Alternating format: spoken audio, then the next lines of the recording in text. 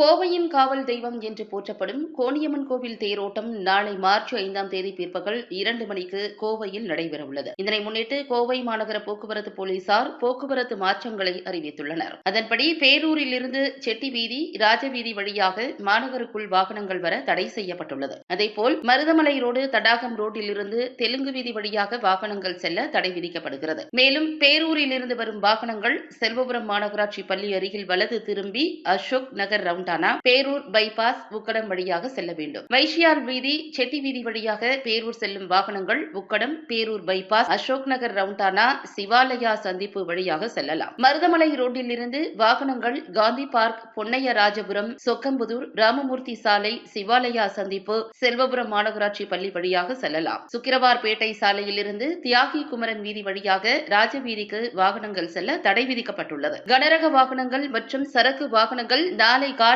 8 மணி முதல் இரவு 10 மணி வரை மாநகருக்குள் நுழைய அனுமதி இல்லை. மேலும் ராஜவீதி, ஒப்பனக்காரர் வீதி, வைஷியார் வீதி, கேஜி வீதி பகுதிகளில் காலை 6 மணி முதல் இரவு 10 மணி வரை எந்தவித வாகனமும் நிறுத்த அனுமதி இல்லை. தேரோட்டம் நடைபெறும் போது பட்டாசு மற்றும் வெடிகள் வெடிக்கக்கூடாது. பக்தர்கள் அதிக ஒலியுடன் ஊதுகுழல் போன்ற பொருட்களை பயன்படுத்தக்கூடாது. அனுமதிக்கப்பட்டவர்களை தவிர யாரும் பாதுகாப்பு வளையத்தை தாண்டி தேரை நெருங்கக்கூடாது என்று போலீசார் பொதுமக்களுக்கு வேண்டுகோள் விடுத்துள்ளனர். மேலும் விதிகளை மீறினால் சட்டப்படி நடவடிக்கை எடுக்கப்படும் எனவும் போலீசார் எச்சரித்துள்ளனர்.